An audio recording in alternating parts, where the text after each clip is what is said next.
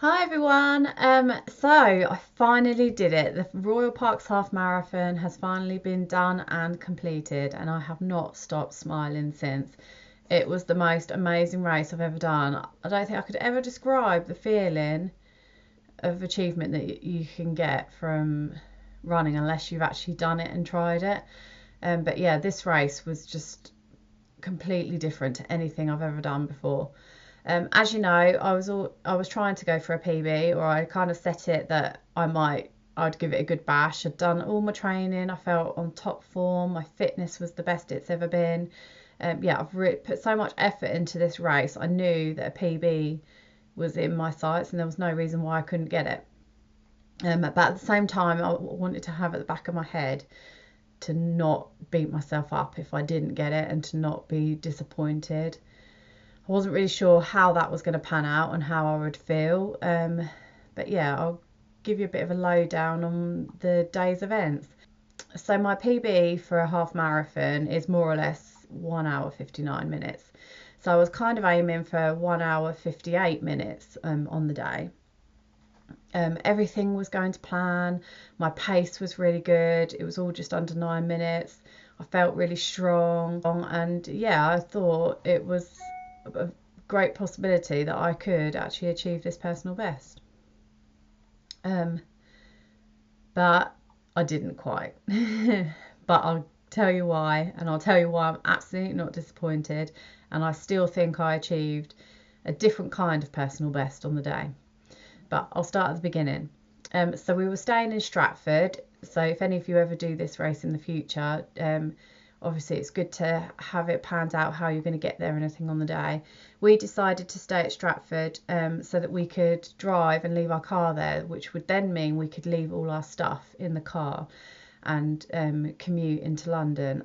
I honestly think this was the best decision we made, because it meant we didn't have to get kicked out of our hotel room and then have lots of stuff to carry, because obviously we were taking me and Chris was coming with me with the girls, so we were going to have a lot more stuff, and he would have been left carrying it all.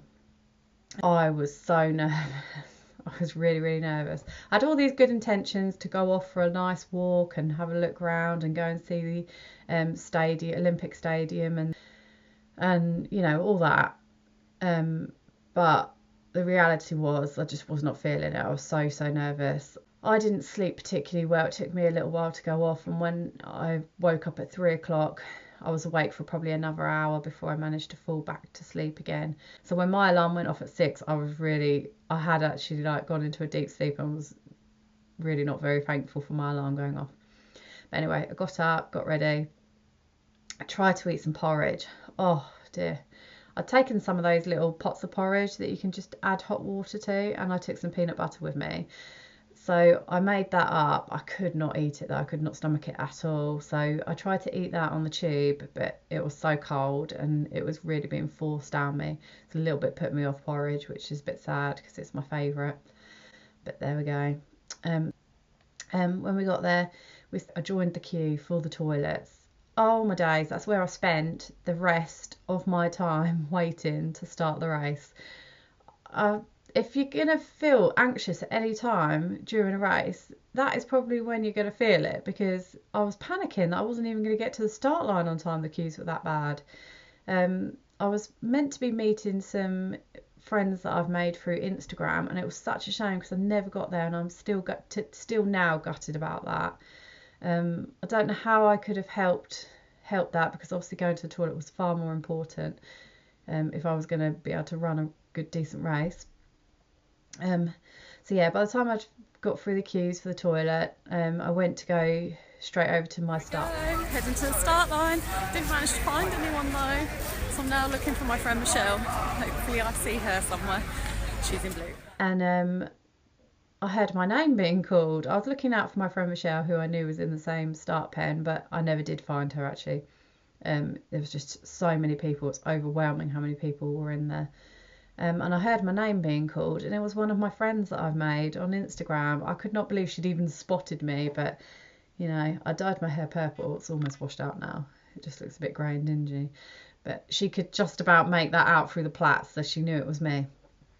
So yeah, that was amazing. I nearly cried when I saw her gave each other a massive hug, and then we joined our starting pen.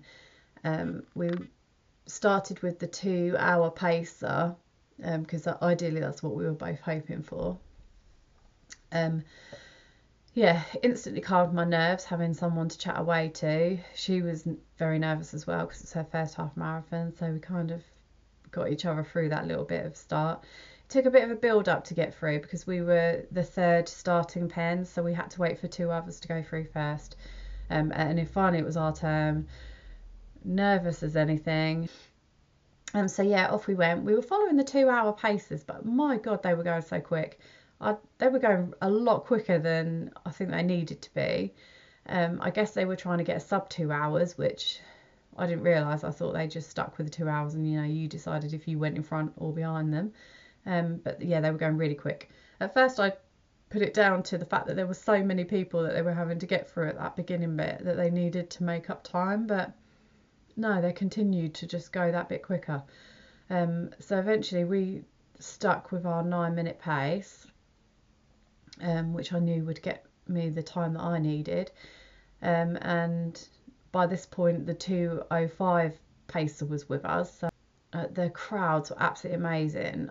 I've got to admit though, like running past London, big iconic buildings, apart from Buckingham Palace, I can't honestly say I really remember much else of what we ran past. It was just constant runners all the way around you, seas of heads, and the supporters screaming and yelling and cheering as you were running past.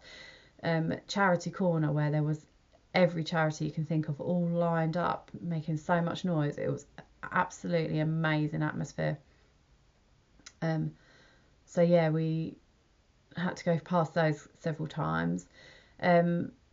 My family had split up into 2 groups, so that it meant that there was like 4 points where I got to see them. Had a bit of a hug with my girls. It was such a great boost. Go Jamie! Woo! We're gonna pick up some Alexis.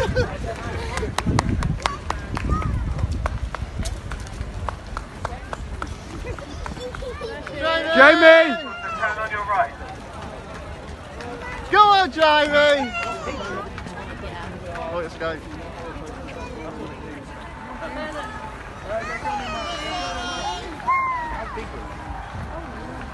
I felt really comfortable. My pace was really constant at 9-minute miles.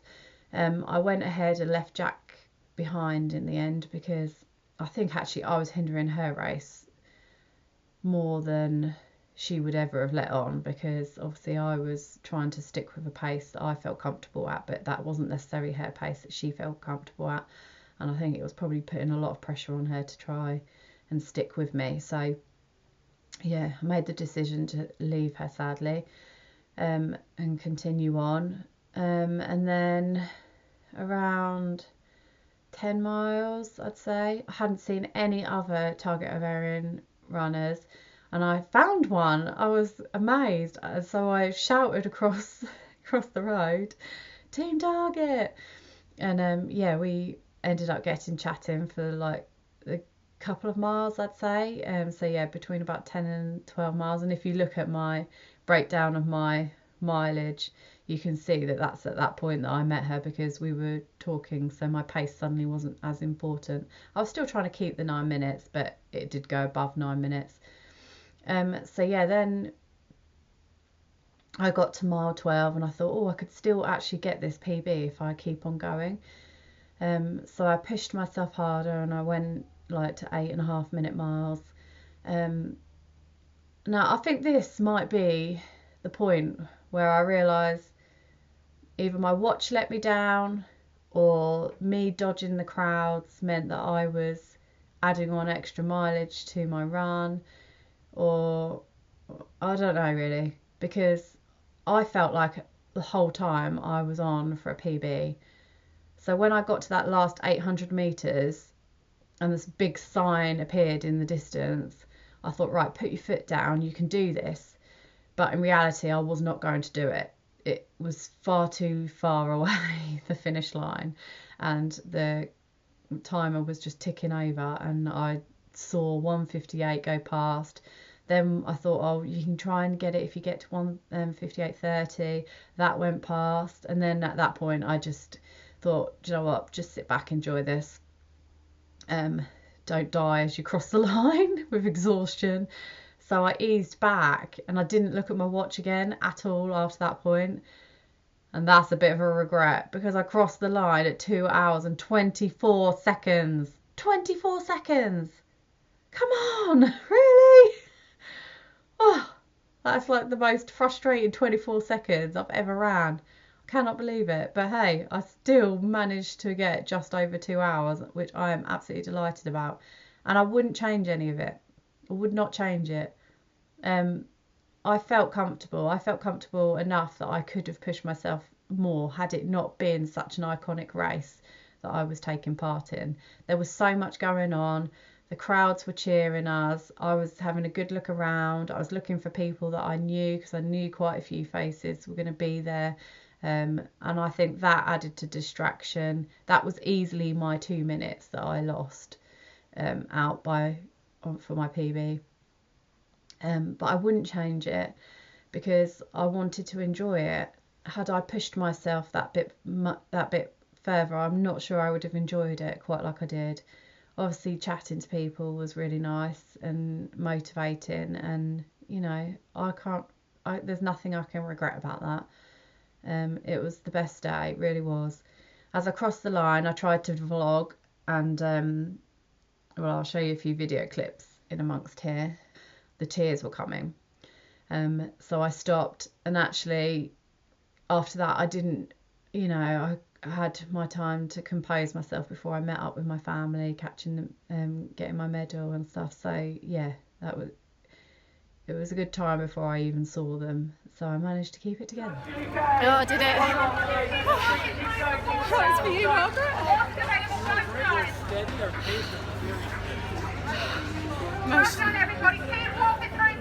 Yay! Finished! Now I'm just going to see if I can find any of the others, watch them finish. Oh, 2 hours 24, so damn it, not quite 2, but So all in all, it was an absolutely amazing day. After I collected all my goodies, I went to go and see if I could cheer on any of the other people that I were following on my app. That is the best app I've ever used. It was really quite accurate, so I knew when they would be crossing the line. So I managed to cheer a few people in, including one of the girls from Instagram that I'd never actually met up until that moment. So managed to get a quick selfie. We didn't really get to have a proper chat, so I'm hoping one day in the future we can do another race where we're both entering and be a bit better organised about meeting up before. Hey, Mummy's finished. Was that fun? Yeah, that was good, wasn't it? You got to see me lots of times. All done. There's a bleach hope. Hoping I might bump into Nat again, but if not, well done. I know it's tough, but you did it. So yeah, that is my race recap. The Royal Parks half is over. I feel quite sad. Now it's deciding what's next. I do have a half marathon in 6 weeks' time, and I also have a 10k in the middle of that. So I do have things to keep focused and work towards. Speed is going to be my #1 priority, and then in amongst that, I want to try and see if I can run a little bit further and then possibly book a marathon. But thank you all so much for supporting me and following me through this little bit of journey. This vlog was more about my own personal gain, really, something for me to look back on and reflect and see what went well and what went hideous. And overall, I feel really, really positive. Mentally, I feel like a completely different person. I feel stronger. Running has helped in so many ways, and social media, actually. Instagram has been such a saviour for me. A whole new community that I didn't even realise was out there, and there's so much support you can get from them, and yeah, they're all rooting for you to do well, and that's all I've ever wanted, is to feel confident at doing something. Finally, I think running is that. So yeah, until next time, bye.